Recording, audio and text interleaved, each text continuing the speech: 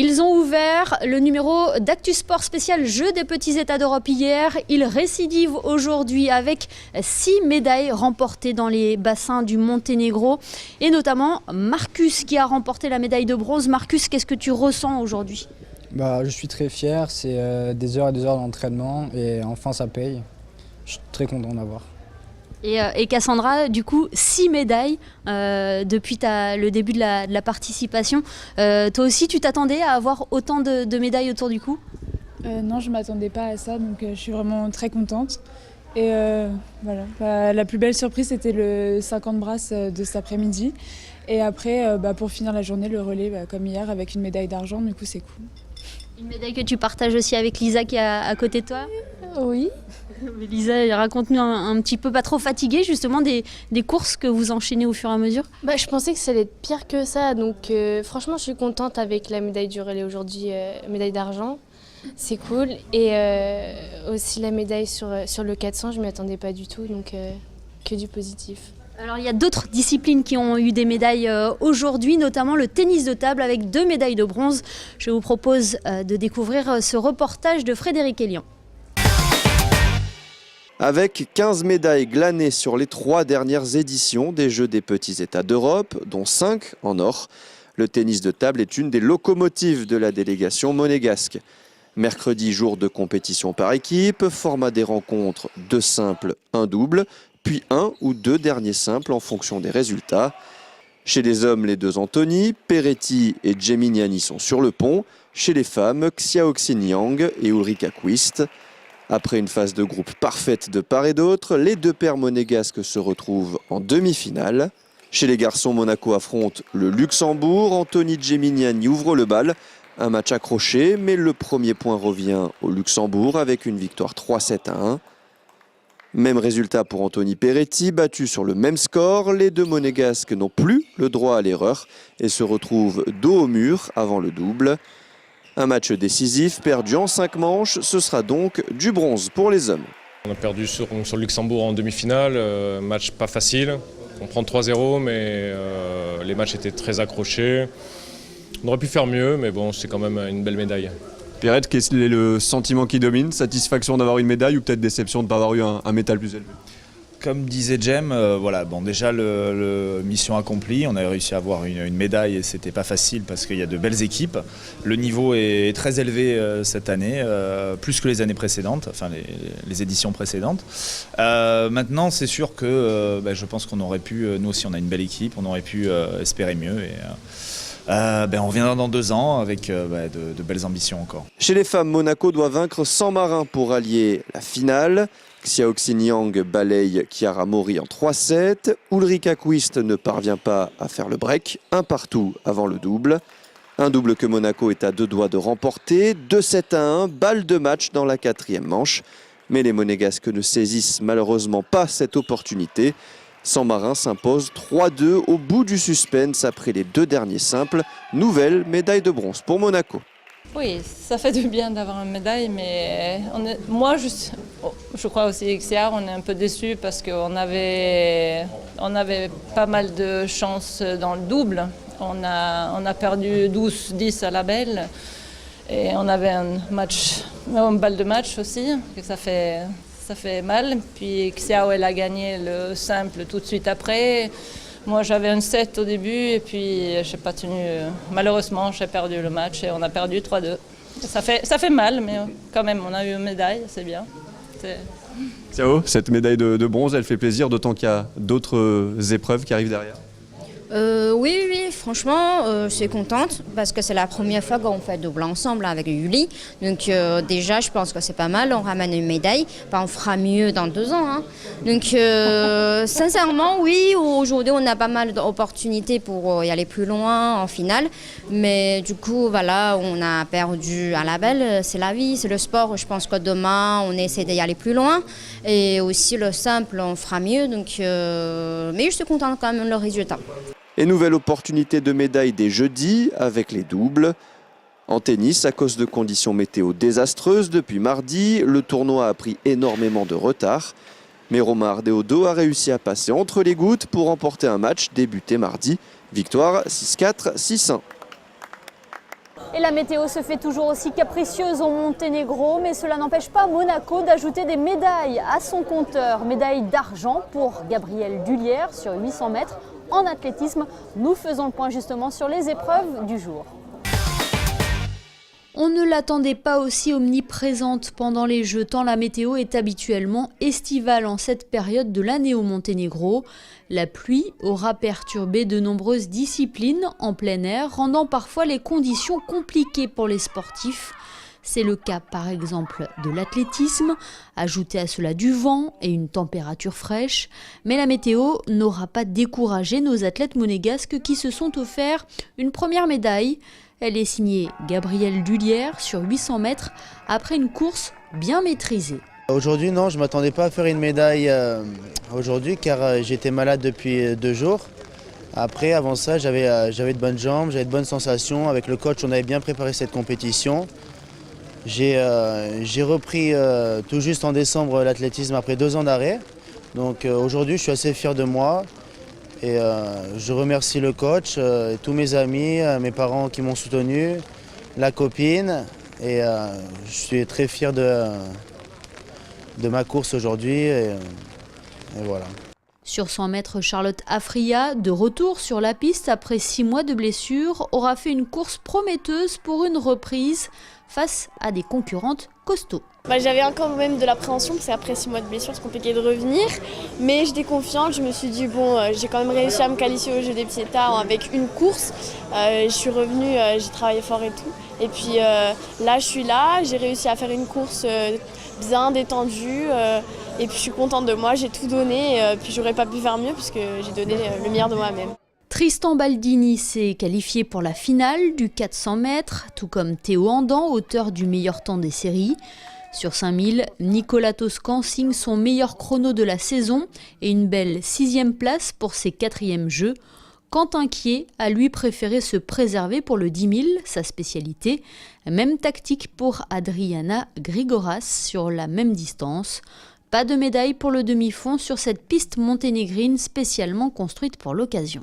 Les conditions n'étaient pas évidentes aussi, le froid, le vent, et puis une adversité assez terrible. Et donc ça fait un bilan quand même mitigé pour une première journée, avec cette belle première médaille de Gabriel Dullière aux 800 mètres, qui nous redonne le sourire et qui nous fait espérer des 2 jours meilleurs demain et après-demain. Les athlètes de la Principauté seront encore à suivre cette semaine, notamment les filles sur 400 mètres ou le relais 4x4, en espérant une amélioration côté météo. Et la délégation monégasque a pu compter sur un soutien de taille, celui de son Altesse Sérénissime. Le prince Albert II, le souverain, est venu encourager les athlètes au Monténégro lors de ces Jeux des petits États d'Europe. Il a également partagé un moment autour du dîner organisé par le comité olympique monégasque. Regardez ce reportage. Que cela soit aux Jeux olympiques, aux Jeux européens ou méditerranéens ou aux Jeux des petits États d'Europe, les soutiens aux athlètes sont toujours les bienvenus. La délégation monégasque en a d'ailleurs reçu de nombreux, de la part de la princesse Charlène notamment, ou du président du Conseil national Stéphane Valéry. Leurs encouragements sont d'ailleurs affichés à la maison de Monaco, au village des athlètes. Plus personnellement, le conseiller ministre pour l'Intérieur, Patrice Cellario, a fait le déplacement au Monténégro, tout comme le prince Albert II qui a découvert une partie des infrastructures des Jeux qui se déroulent pour la première fois dans ce pays des Balkans. Je crois que c'est des Jeux, encore une fois, très prenants, très disputés, dans une belle atmosphère. Alors, bien entendu, il y a les conditions météo qui, malheureusement, tempèrent un petit peu les ardeurs et créent quelques frustrations quant aux attentes, mais malheureusement, ça fait partie, pour les sports en plein air en tout cas, ça fait partie du jeu et qu'il faut pouvoir gérer ces moments d'annulation ou de report d'événements. Féru de sport, le souverain est venu également supporter les athlètes, que cela soit au beach volley, en natation, au basket ou encore à la pétanque. Ces Jeux ont très bien démarré, puisque nous avons eu de très bons résultats hier, 15 médailles. Je pense que c'est un des meilleurs une des premières journées de jeu à l'extérieur de la Principauté que nous ayons eue.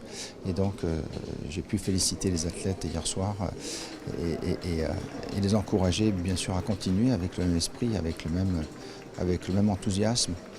Et je crois que c'est cette solidarité qui fait notre force et qui, même si d'autres sports collectifs n'ont pas connu le succès hier, mais je crois qu'il y a vraiment une très grande volonté de bien faire et de se surpasser pour ces jeux qui sont un véritable objectif pour nous.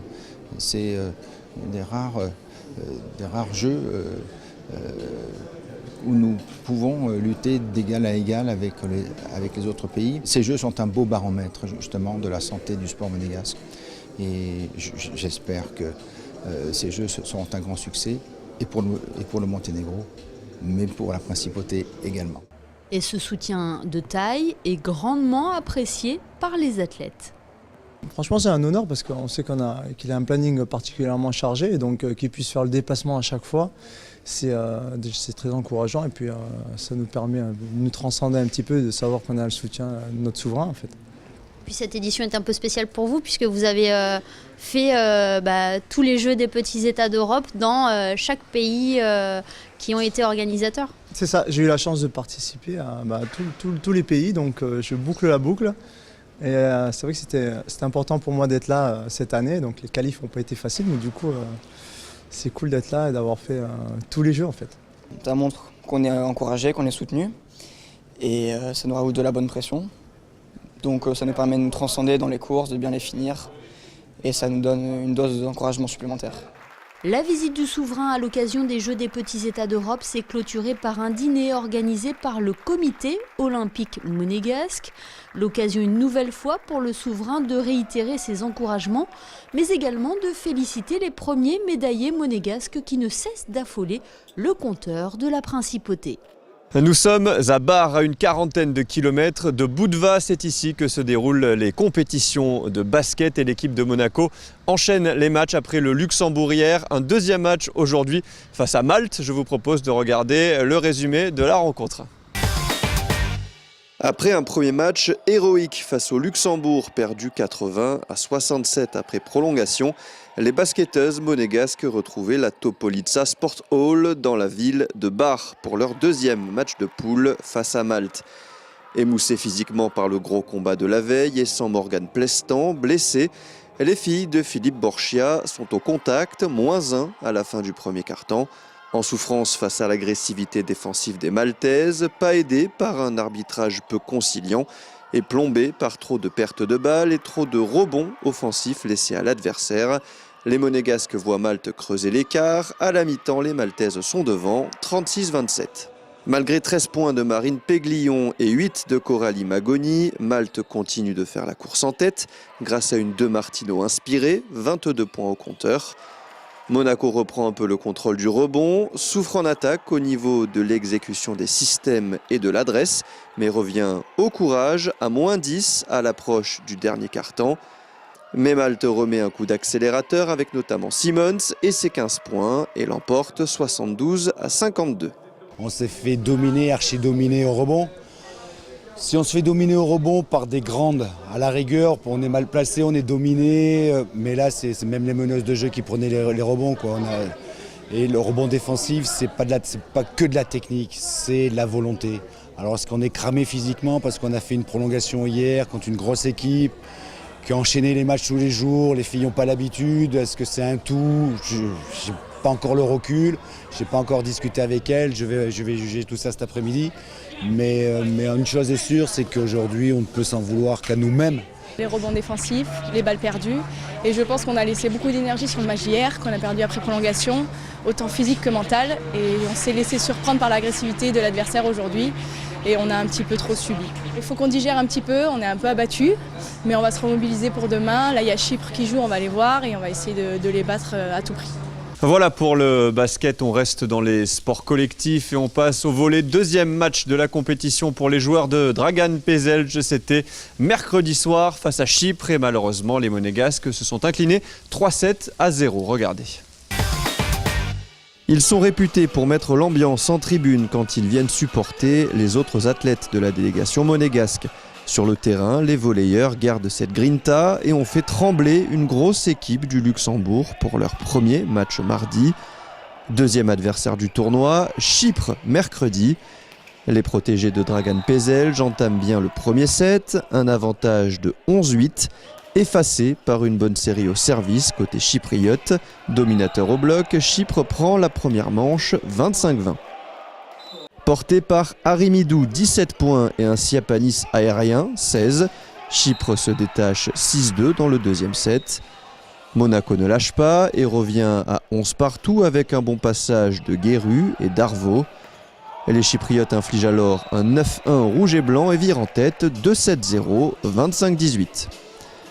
Baisser les bras n'est pas une habitude. Côté monégasque, Ferry, Vidier, Orsulac permettent à Monaco de mener 17. Mais la domination athlétique des Chypriotes va faire la différence avec un excellent Siapanis. 25-19, Chypre l'emporte 3-7-0. Hier, c'est vrai, on a fait un super match contre le Luxembourg. On s'est vraiment bien battu, on est bien rentré dans la compète. On a eu un peu de mal, mais après, on est bien rentré dedans. Aujourd'hui, je pense que ce qui nous a manqué, c'est de retrouver. On avait cette envie, etc., qu'on avait hier. Mais ça a été dur, peut-être un petit peu en réception, où on a peut-être un peu lâché les ballons. Mais globalement, ils étaient vraiment plus forts que nous, plus propres. On le savait. On a joué avec nos armes, on a essayé, on a tout donné. Maintenant, c'est pas fini. On a encore du bout de chemin à faire. Et si on fait le taf, bien le boulot demain après-demain, on peut encore aller chercher une médaille en battant Monténégro au dernier jour. Donc on y croit à fond, quoi. Cet Actu Sport spécial Jeux des petits États d'Europe au Monténégro est à présent terminé. Avant de nous quitter, découvrons ensemble l'image du jour réalisée par notre photographe Manuel Vitali. Vous la découvrez avec moi en ce moment même à l'écran. N'oubliez pas, l'information continue sur notre page Facebook Actu Sport et vous découvrirez les autres photos réalisées par Manuel Vitali. On se retrouve demain pour encore plus d'actualités spéciales Jeux des petits États d'Europe. À très vite.